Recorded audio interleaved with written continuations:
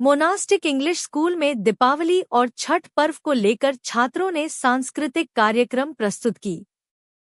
छात्र छात्राओं ने छठ महापर्व की झलकियां उपस्थित शिक्षक व अभिभावकों को आकर्षित किए रखा।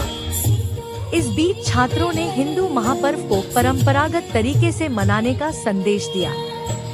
व्यवस्थापक गुंजन चौधरी और प्राचार्य अर्चना कुमारी ने छात्रों के बेहतर प्रस्तुति को लेकर मनोबल बढ़ाया।